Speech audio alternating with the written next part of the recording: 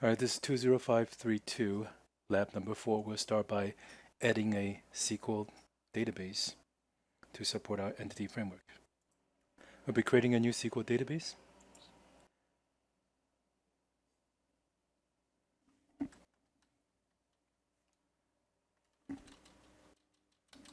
The database name has to be unique within the server.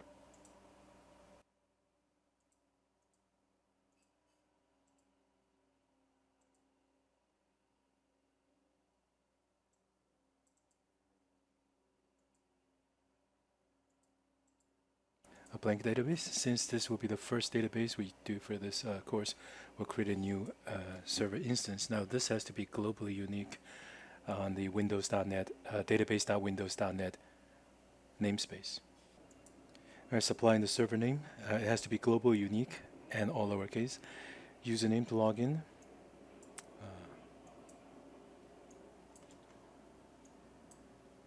Login is test user. And we will go ahead and create this new server to host our database. The pricing tier controls the performance, and since this is a lab environment, a single connection, very few concurrent requests, we'll select basic. We're on our way.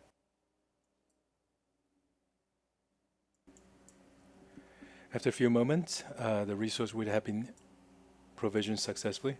You can find your resource in all resources.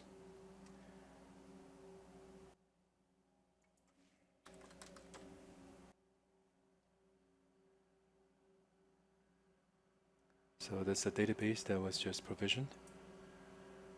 What we will need is the connection string to this database.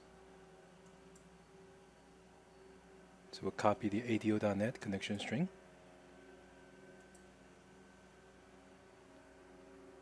And then we will open up the starter project for lab number 4. You'll be on F drive, model 4, lab files, starter, Contasso, events.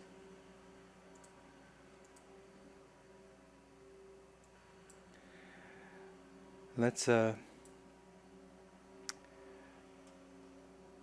collapse the models folder. We want to focus on the data generation project.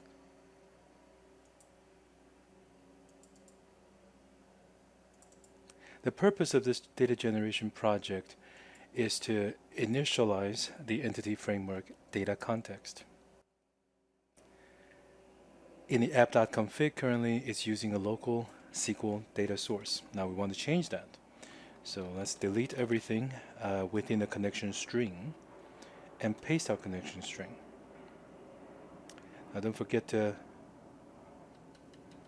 apply the password, the username and the password, and our user ID is test user. And the password is in the manual. With the connection string specified, we have to make sure our Azure database accepts incoming connections. We'll do that later by configuring the server's firewall rules. We'll do that in just a moment. Now, Entity Framework supports the concept of a database initializer, and it allows us to specify a initialization strategy. So we'll be adding a new class to the data generation project. It will be responsible for implementing one of the initialization strategy. So this will be EventsContext initializer. Will be inherit from create database if not exists.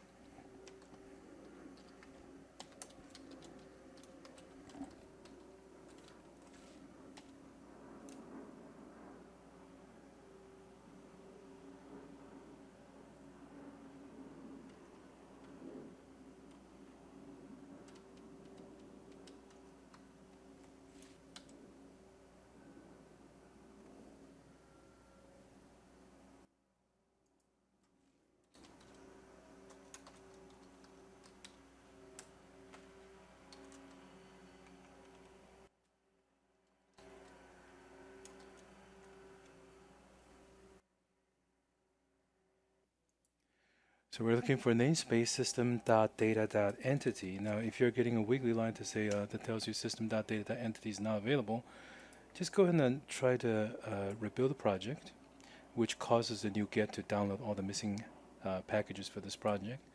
And once that is downloaded, we should have the entity namespace, which makes the class okay now.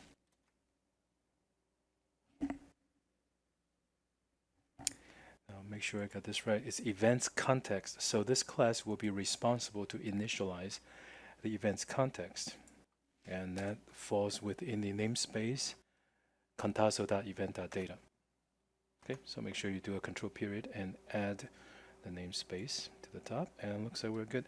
Now, this strategy will create a database if not exist, and we want to override the seed method to insert some standard record, just bootstrap our database with some data to look at. Right, since our base class doesn't actually define anything useful in the seed, so we'll override that version of things. If you get wiggly on event, do a control period and add the using automatically on top. Okay, so this will create one record called FY17 September General Conference. And then we'll go ahead and create a registration against that event. Now finally, don't forget to tell the context to save the change.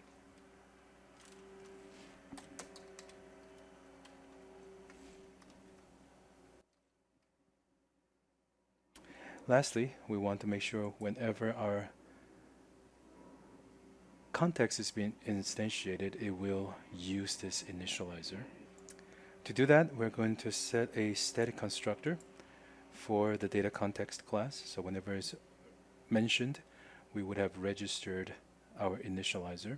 So let's find contazo.event.data, event context. And we'll create a static constructor if there isn't one.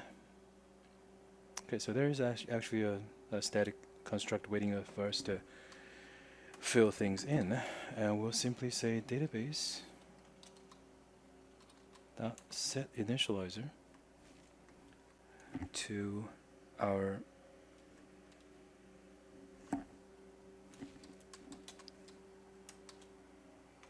so whenever event context is to be initialized, we will use an instance of our event context initializer.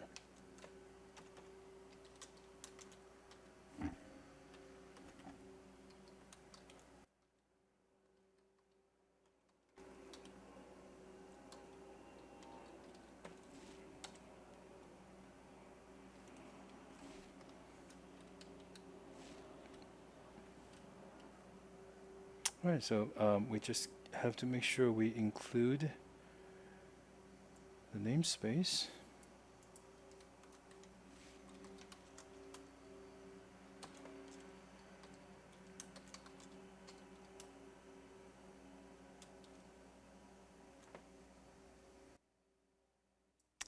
Okay, now this project isn't resolving the class name, obviously. It's most likely the reference hasn't been added.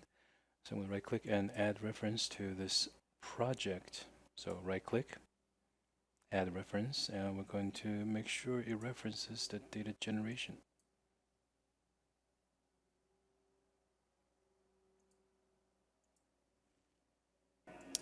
So it looks like our data generation project has already referenced the data project. Therefore, if we make a reference backward, we would encounter a circular reference problem. So one thing we can do is can move this. I'm going to cut this event context initializer from the generation project and paste it to the data project. And I'll simply change this namespace to fit that namespace. Now this should allow me to set that class as my initializer, and looks like compiler is happy now. So let's go ahead and rebuild this project, and then go to the generation project and rebuild it as well. So it looks like both builds succeeded, and we'll give it a spin.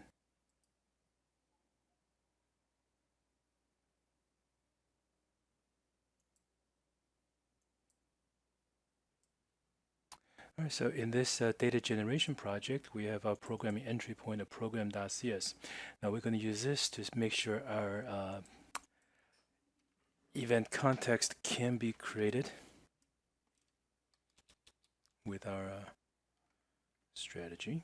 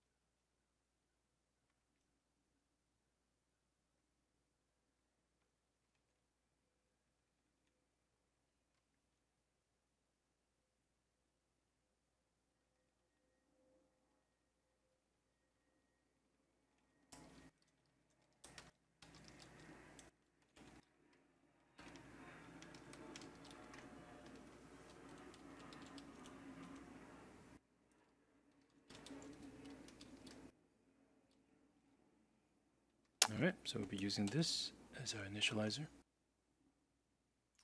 Okay, so it looks like the compiler isn't too happy about the events context initializer. It's not able to find it when you use control period. So mouse over tells me it's accessible level. So let's go to event context initializer. Let's make sure this class is public. Without it, it's default to internal. All right, so making public looks like it's all good. Let's go ahead and give it a try. Now again, we are using the program.cs to test if our initializer and our connection string works. And notice in the data generation, we change our app config to use the Azure server. So let's give this a try. Start a new instance. After the project disappears, we can make a connection to the SQL Server Object Explorer by going to the view, SQL Server Object Explorer, add a new SQL Server. You can use the parameter to specify the server name. For me, it's the SV20532c. That's a database server name and the username and password we used to create the database earlier. Now you can find the events and registrations. Each should contain a couple of rows worth of data. Actually, our data generation project seems to insert quite a few records, in fact. You can also quickly right-click registration and view data just the same. Now we know the connection string works correctly. We can now change our focus to the web project to make sure the web project for the release version that we will be indeed using our Azure connection string. So go back to the app.config from the data generation, and let's just copy this whole connection string to where that double quote is. Control C. Go back to system.events.web, and let's go to the release config. So we know when we build this for a release and deploy this to Azure, we would be using the Azure database. Okay, so it looks like the connection string is configured. So let's go ahead and publish this web application. So right-click on events.web, and we'll publish to a Azure App Service. We'll create a new resource group.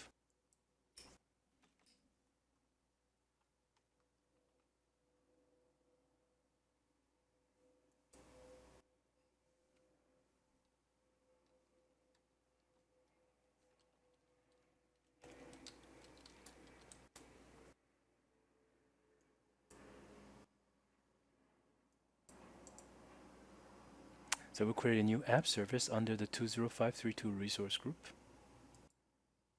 And in fact, I am going to create a new app service plan.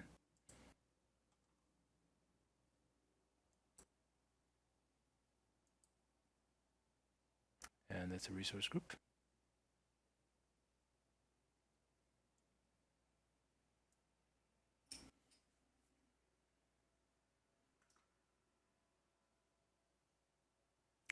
Now notice the web app has a rather long name, Contaso Events Web 2016, and that's fine.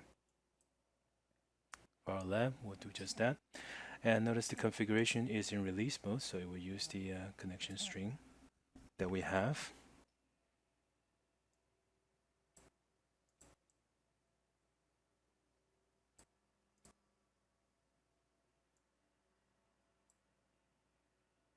All right, so we're going to go ahead and publish it.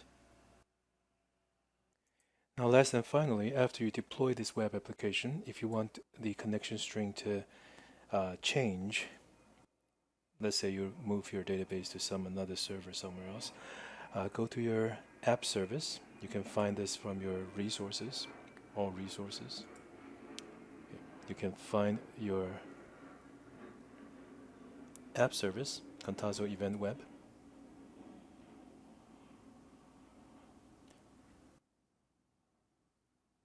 Now under settings, application settings, I've manually added a connection string. Now, you'll need to match this connection string with the name found in your web release config. Now, if you don't add one and you select use this setting when you deploy the project, okay, so let's suppose you right-click on web and you do a publish. There's a checkbox that says use this connection string at runtime. So it's going to use this, but it's not going to create an entry of a connection string yet. Okay, so if you want to be able to change them afterward, you can go back to the application settings and add a connection string.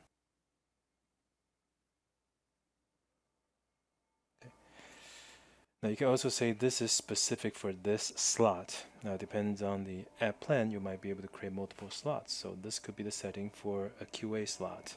Now for another slot you can set, for example, a testing slot, etc.